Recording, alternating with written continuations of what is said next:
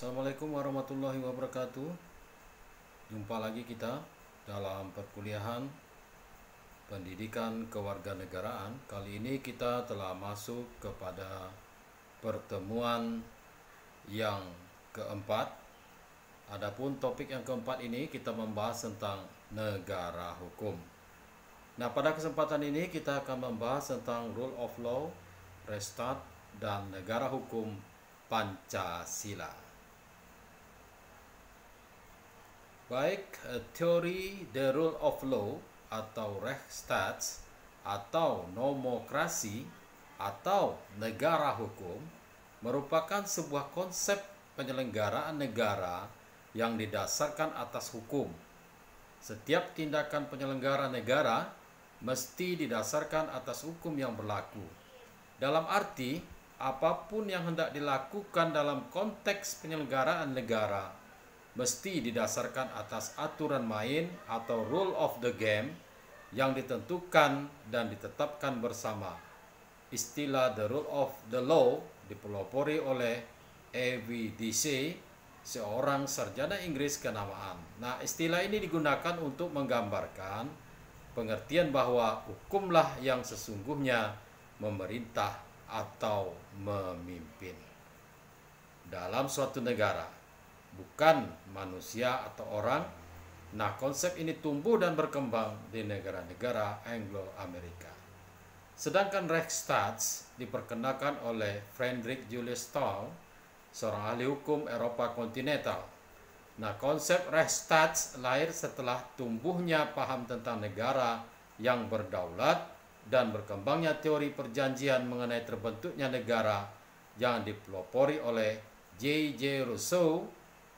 Nah, Omar Senaji menilai antara Rechtsstaat dan rule of law memiliki basis yang sama, di mana konsep rule of law merupakan pengembangan dari konsep Rechtsstaat.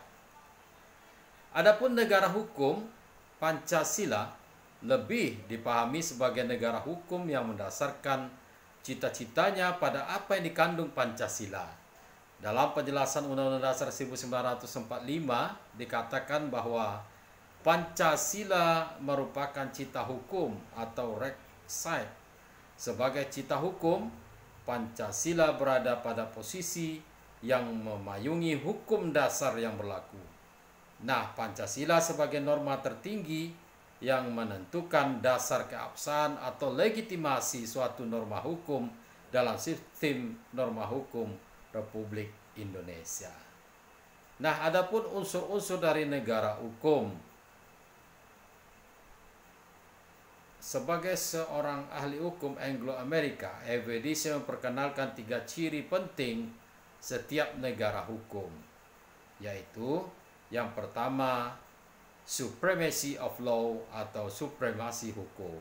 Dalam arti, tidak boleh ada kesewenang-wenangan sehingga seseorang hanya boleh dihukum jika melanggar hukum. Yang kedua, equality before the law, persamaan kedudukan di hadapan hukum, baik bagi rakyat biasa maupun bagi pejabat. Yang ketiga, terjaminnya hak azazi manusia oleh undang-undang dan keputusan-keputusan pengadilan. Sementara F. Julius Stahl menyatakan ada 4 elemen penting negara hukum. Yang pertama yaitu perlindungan hak azazi manusia. Yang kedua, pembagian atau pemisahan kekuasaan untuk menjamin hak azazi manusia. Yang ketiga, pemerintahan berdasarkan undang-undang. Yang keempat, peradilan tata usaha negara. Dalam perkembangannya, International Commission of Justice dalam konferensinya di Bangkok pada tahun 1965 merumuskan ciri-ciri pemerintahan yang demokratis di bawah rule of law sebagai berikut. Yang pertama yaitu perlindungan konstitusional.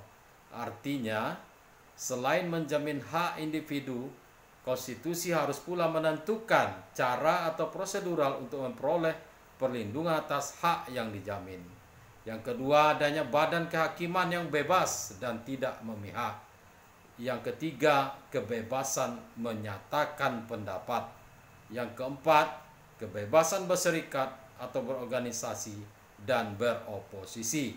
Yang kelima, pendidikan kewarganegaraan. Nah, jadi pendidikan kewarganegaraan itu termasuk dalam upaya ciri-ciri pemerintahan yang demokratis di bawah rule of law. Sedangkan menurut Jim Lee Asidik, konsepsi demokrasi di dalamnya terkandung prinsip-prinsip kedaulatan rakyat. Sedangkan di dalam konsepsi negara hukum terkandung prinsip-prinsip negara hukum atau nomokrasi. Jadi, konsepsi demokrasi di dalamnya terkandung prinsip-prinsip kedaulatan rakyat atau demokrati, sedangkan di dalam konsepsi negara hukum terkandung prinsip-prinsip negara hukum atau nomokrati. Yang masing-masing prinsip dari kedua konsepsi tersebut dijalankan secara beriringan sebagai dua sisi dari satu mata uang. Paham negara hukum yang demikian dikenal dengan sebutan negara hukum yang demokratis.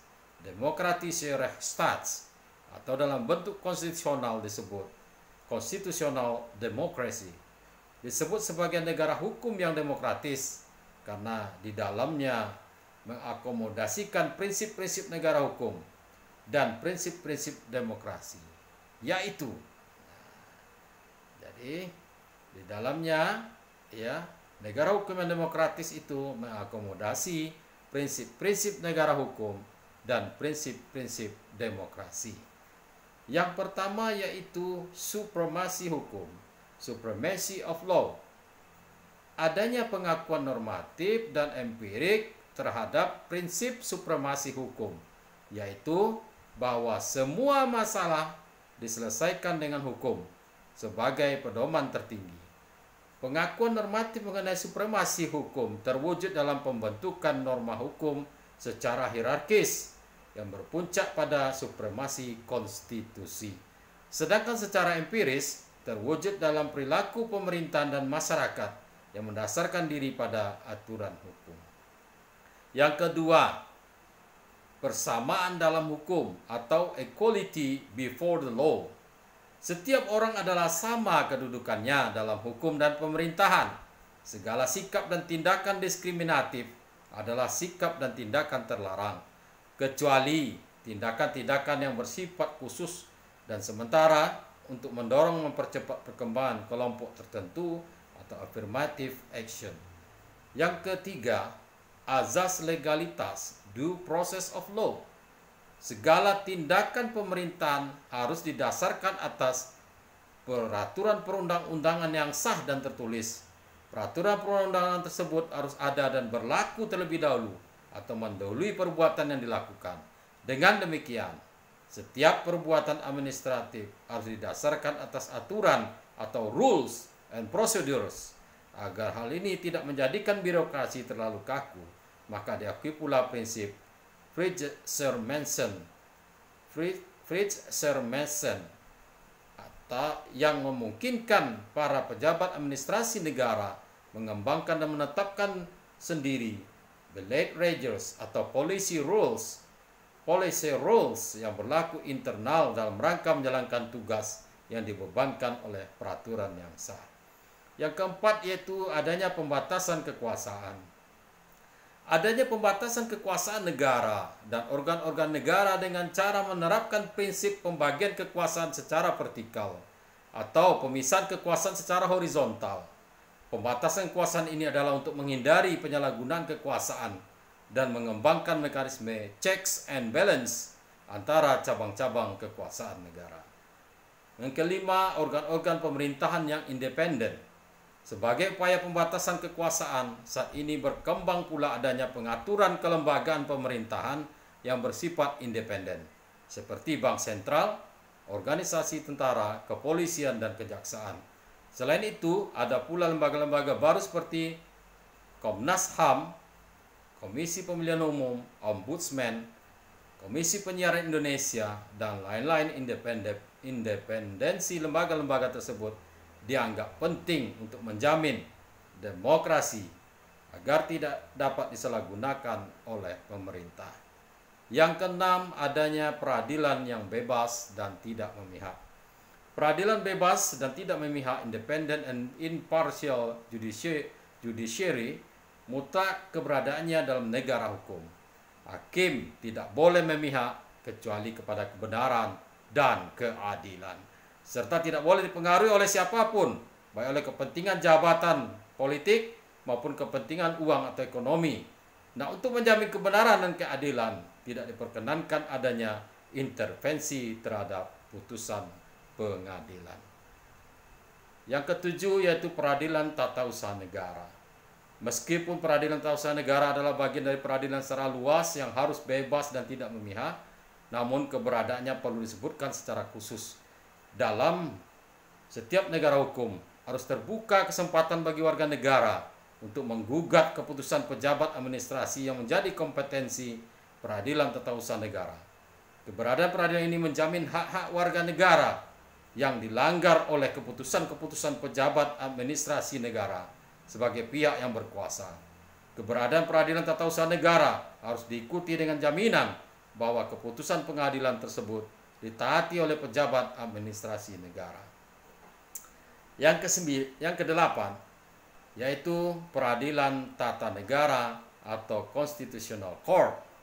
Di samping peradilan tata usaha negara, negara hukum modern juga lazim mengadopsi gagasan pembentukan Mahkamah Konstitusi sebagai upaya memperkuat sistem check and balance antara cabang-cabang kekuasaan untuk menjamin demokrasi. Misalnya, mahkamah ini diberi fungsi melakukan pengujian atas konstitusionalitas undang-undang dan memutus sengketa kewenangan antar lembaga-lembaga negara yang mencerminkan cabang-cabang kekuasaan negara yang dipisah-pisahkan. Yang kesembilan, perlindungan hak azazi manusia.